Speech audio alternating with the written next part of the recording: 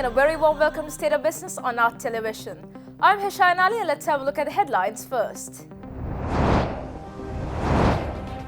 President Gotabaya Rajapaksa makes a sudden observational visit to the National Hospital in Colombo. Ministry of Finance announces a package of relief measures to uplift the small and medium enterprises of the country. News in detail. In addition to the recent tax concessions, Ministry of Finance today announced a package of relief measures to uplift the small and medium enterprises of the country. State Minister of Development, Banking and Loan Schemes Shehan Singha and Secretary to the Treasury and Ministry of Finance S.R. Artigalo briefed the media about the key decisions taken. In the non-performing section, what we have done is, if an entrepreneur who has paid 50% of the initial capital and the government has given a concession there, the banks, central bank all have agreed, 50% of the accumulated interest will be deferred and the amount that is from the capital and the interest, for example, if he has now 20 installments to be paid before he went into the NPL status, this will be stretched to 40 months, that is double. That means their debt servicing part will be reduced by 50%. Because it is stretched now for 40 months in my example. So their cash flow improvements automatically happens. And if they are doing this properly, if they are servicing their part, the reduced numbers accurately, then the 50% that has been deferred will be write off by the banks at the end of this period. Similarly, if somebody has gone into the NPL category after, now initial one was more than 50 or 50% more they have paid from the initial capital. If it is less, the same thing will be applicable, but 25% of the accumulated interest will be deferred. Addressing the media briefing further, Secretary to the Treasury and Ministry of Finance S.R. Artigalo added that banks have agreed to give a loan up to 300 million rupees for 5 years with 1 year grace period to uplift the country's SME sector. Banks have agreed to give a further loan of up to 300 million, that is to expand their activities. The loan would be for 5 years with 1 year grace, and the interest rate would be prime lending rate, AWPLR, where today I think it's hovering around 950, 975, below 10 anyway. And also we will be instructing the banks from these loans, prohibition would be there to purchase vehicles for personal use. If there's a vehicle needed for, say, a cement mixture or something, that is allowable, but not Prados or other vehicles. And TOD facilities also, there have been another extension up to June, and trade facilities 1 month extension has been given. President Gotabaya Rajapaksa made a sudden observational visit to the National Hospital in Colombo today. Accordingly, upon the visit to the National Hospital, the President Gotabaya Rajapaksa inquired about the activities at the OPD while engaging in cordial discussions with the patients. President Gotabaya Rajapaksa had sudden inspection tours the Economic Centre at Narahempeta and Department of Motor Traffic Office in Verahara over the past few days. Meanwhile, President Gotabaya Rajapaksa made a sudden observational visit to the National Hospital in Colombo today. The President visited the OPD building complex of the National Hospital and inquired about the activities at the OPD while engaging in cordial discussions with the patients. President Rajapaksa asked patients regarding their villages, where they came from, and inquired about the reasons for travelling such long distances. Those patients apprised the President regarding the prevailing issues at the hospitals located out of Colombo. During this visit, the President discussed the issues at the National Hospital with the doctors and the staffs of the hospital. The government has approved the proposal to purchase 500 new buses under the Indian Loan Scheme in order to provide a luxurious transportation service in the country. Thus, this and many other key cabinet decisions were announced by the co-cabinet spokesman Minister of Information and Communications Technology, Higher Education and Technology and Innovation Dr. Bandula Gunawardena and Minister of Plantations and Export Agriculture Dr. Ramesh Patrana and Invest Promotion State Minister Kehelia Ramukwala today morning. During the media briefing, it was announced that government has approved the proposal to purchase 400 new buses of 50 to 54 seating capacity and 100 buses of 32 to 35 seating capacity from the Indian loan scheme. Thus, Minister of Plantations and Export Agriculture Dr. Ramesh Pathirana noted that the overall cost for these buses will be $15.3 million US. Meanwhile, the proposal tabled by the Environment Minister to restore the beaches expanding Mount Lavinia and Angulana and Kaluthara Kaldo Beach, which have led to severe soil erosion, was approved by the Cabinet of Ministers, which met yesterday morning. Thus, it was mentioned that nearly 4.4 million euros will be spent for this beautification and environmentally friendly project. Minister Dr. Bandula Gunawardena added that the cabinet nod was given yesterday to expedite the housing program dubbed as Gamatagayak Ratata Hetak, which will direct to build 14,022 houses for the needy families. And stay tuned for more news right after this commercial break.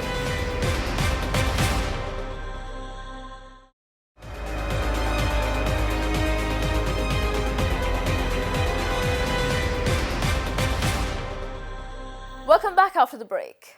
Even though country's tourism industry was battered by the Easter Sunday terror attacks last year, Sri Lanka has achieved the revised tourist arrival target for 2019, which stands at 1.9 million tourist arrivals as of December 31st.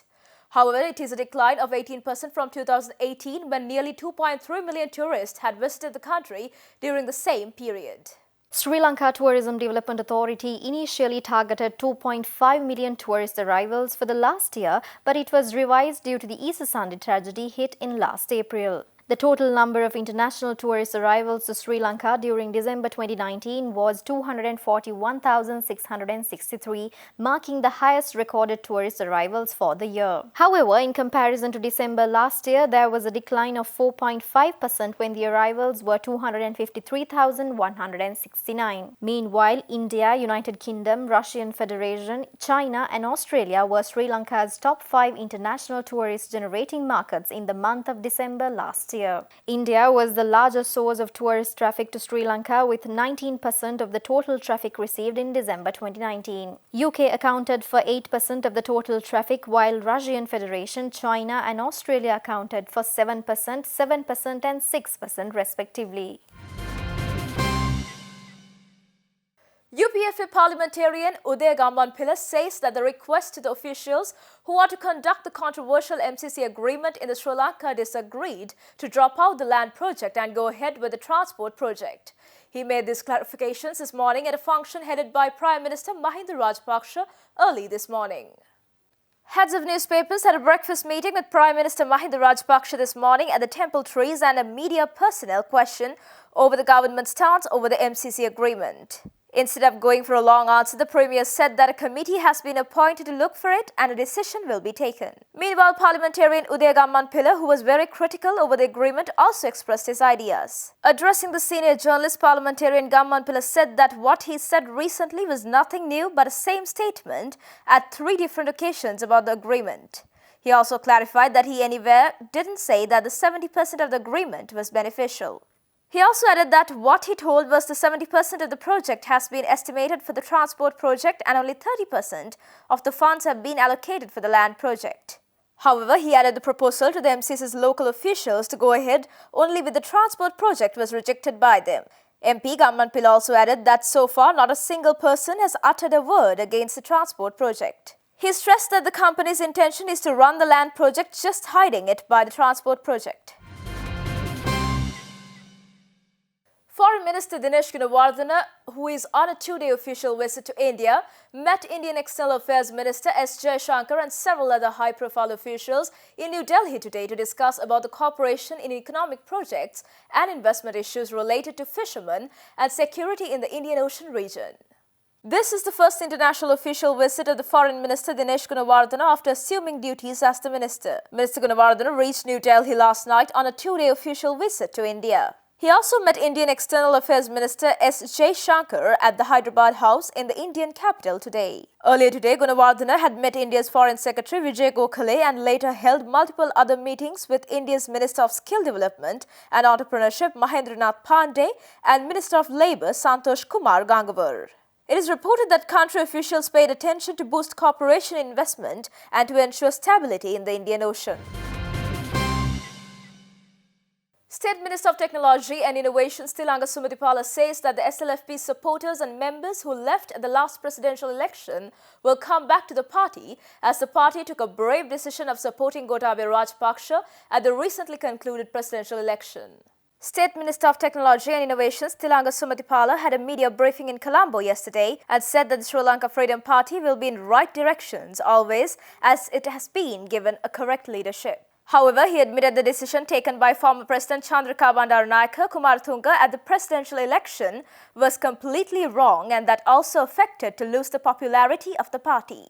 The state minister also said that he is personally known to the imprisoned Duminda Silva and added that he can't believe in an incident of shooting another politician during an election campaign period. Parliamentarian Sumatipala also expressed his views over the lament for a permanent solution to the issues faced by the citizens in the north and east as mentioned by the TNA leaders, added that sloppy parliamentarian group led by Prime Minister Mahinda Rajapaksa engaged in a special discussion on how to solve these issues and that discussion will continue to look for a solution. He also commented over the issues at the Sri Lanka cricket and said that the authorities must take clear examples from practical situations and solve the issues soon.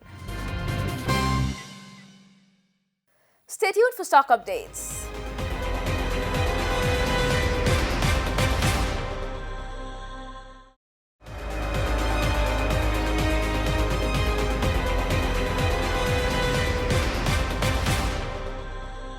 Welcome back. Trading at Colombo Stock Exchange ended on a positive note today. The all-share price index gained 88.71 points to close at 5,987.55 and the S&P SL20 gained 48.31 points to close at 2,830.76. The turnover was 23 billion rupees and over 175 million shares were traded. Up next are Forex rates.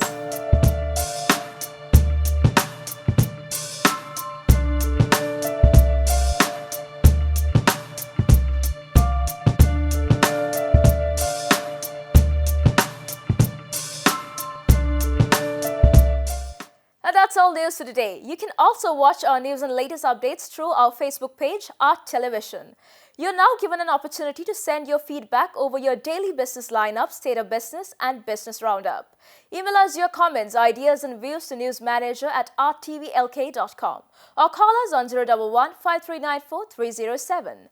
And that's it for news today. And join us tomorrow with State of Business. Until then, take care. Good night.